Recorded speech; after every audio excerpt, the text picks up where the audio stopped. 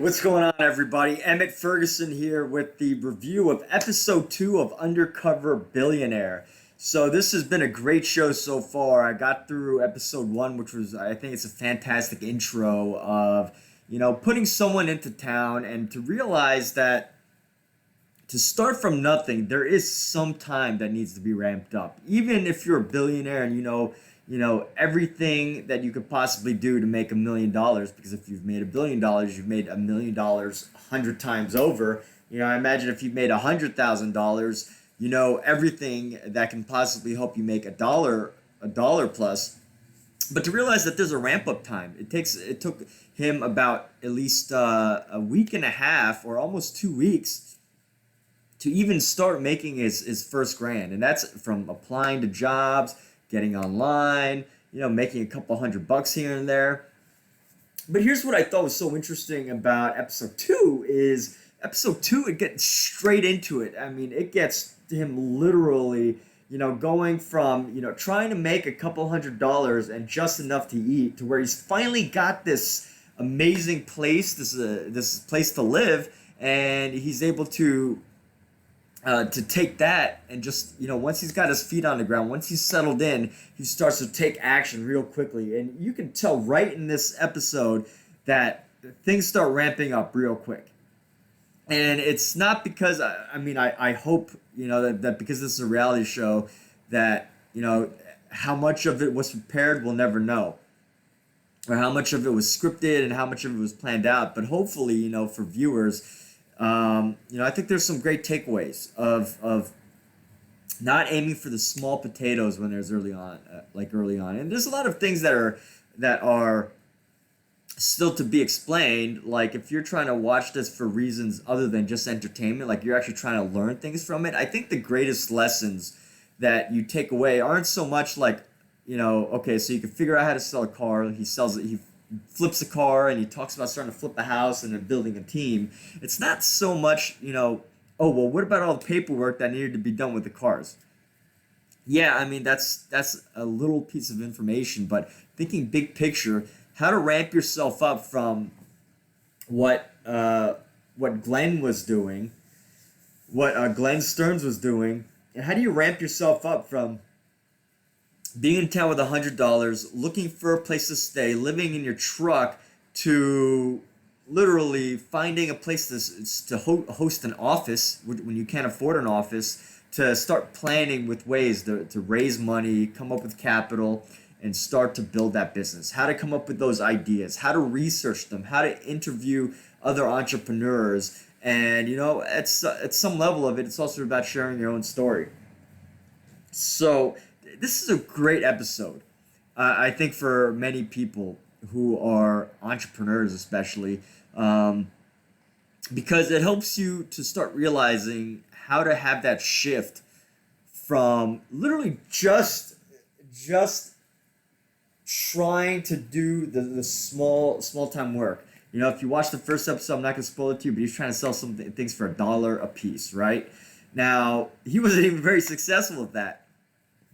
But to go from selling to realize that you have to jump from doing that to something much bigger to reach $1 million is, I think, the biggest takeaway, right? How many of those toys do you have to sell to make $1 million? Well, I mean, assuming that his commission was maybe, let's call it 50%, right? He'd have to sell $2 million, 2 million of those to a city whose population is probably only 100,000 or less. Maybe I think that was the area, Pennsylvania, probably had a population of much less than that. So on one hand, you would probably love to see how he could possibly talk to that business owner, consult them into growing their business, and take them from a couple $1 million. Well, he probably already the company was probably at least worth $1 million, but how he consulted that company, but that's not what he was about. He's literally about the entrepreneurship element of it, of how you can bring a group of people together and start getting them onto a path of financial success. And he does it without money. Now, given that, he has that natural leadership ability, he has that decades of experience of having that confidence and that that confidence to be able to instill in people that they're going to come out on the other end more successful, right? So there's these people that are going to be working for him through a show, and just overanalyzing it, right? You're thinking about the details. It's not because he had a company and he was going to pay a salary, but because of what the opportunity was at the end of it. Realizing the vision, helping people understand the vision, helping to communicate that, realizing that there's going to be something much bigger on the other side of everything. So I think it's an amazing show so far. And if you get too into the details, you get lost of being skeptical, critical about it. When you're like, because for example, he sells a car, he leaves the car parked on the corner, and this is just like the tip of the iceberg. It doesn't really give justice to what the show's all about and what it's accomplished. But he leaves the car on the side of the road and puts the for sale sign up, and then people eventually see it and they give him a call.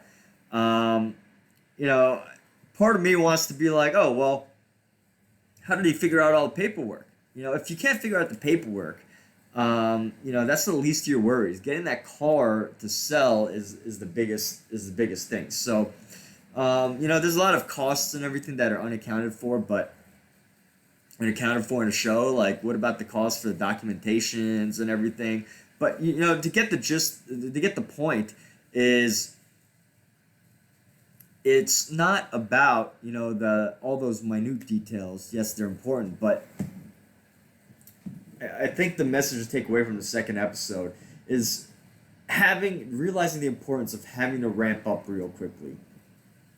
You can't go from $100 to $1 million selling $1 million or $1 items day by day on the street. You might make a couple $100 from that, but you got to find things that are going to be worth more, things that are going to be selling for more, and you got to come up with ideas and aim big. And by doing that, share some great ideas for anybody looking to get started. Even if you've never had an office, you can't afford an office, and you only have an idea, or just you and a group of friends have an idea, you share some great ideas of how you can find an office space right in your local community, no matter where you are. And I think that's such a great lesson from this for anyone looking to start a business. And even if you're not looking to start a business, it's really cool to see how people flip things. And if you're even in sales, I think this is a great show for you, because you realize when you're flipping items, you sell them for higher value or higher amount of money, and this happens every single day.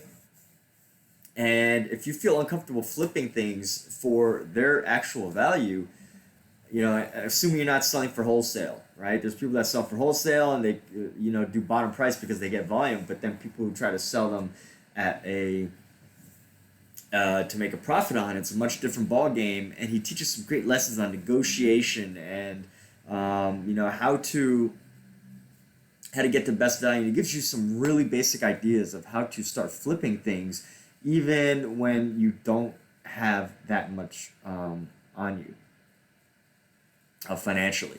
So, it's super inspirational. I mean, he's sleeping in his truck most of the time. I can only assume that he had a production crew around him to help him if it was an emergency, right? Because his company's got a lot of insurance on him, but his real company. But at the end of the day, he gets sick. He has to survive a winter in Pennsylvania in his truck, and then finally he's able to afford enough for rent. But he doesn't get any benefits for being who he is. Nobody. I mean, you could tell. Like, I think just thinking about whether people know him or not. I mean, it doesn't look like, just based on the reactions people have, that they know who exactly he is. So, hopefully that idea of this show, hopefully they did a good job of making it as real as possible to create $1 million business. What I don't think can really be taken away from this show is step by step how to build $1 million business. Or no, I think that's possible. It does go through the steps of how to make it happen, but the skills that are needed, that I think the ability, the skills, the influence that Glenn has in the show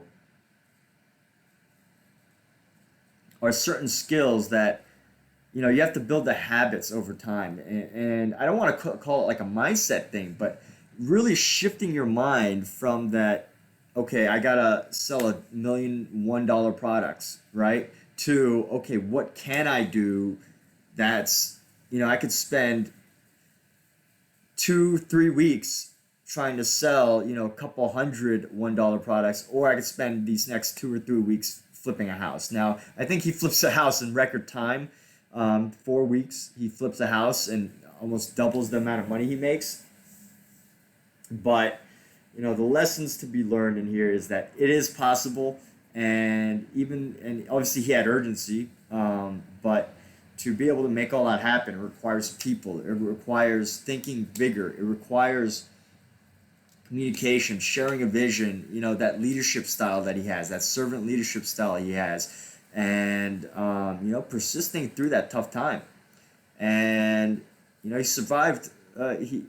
I think it goes into the first couple weeks, and making it through that, if you've ever moved to a new town and you've made it through the first 3 months, there's an opportunity for you, is what I really take away from this show, is that if you dedicate your time to what you want to do, maybe apply some of the lessons from here, and you want to build a business, a startup, and make it worth $1,000,000, this is a pretty interesting show to watch for sure. And there's a link in the description below that leads to the show.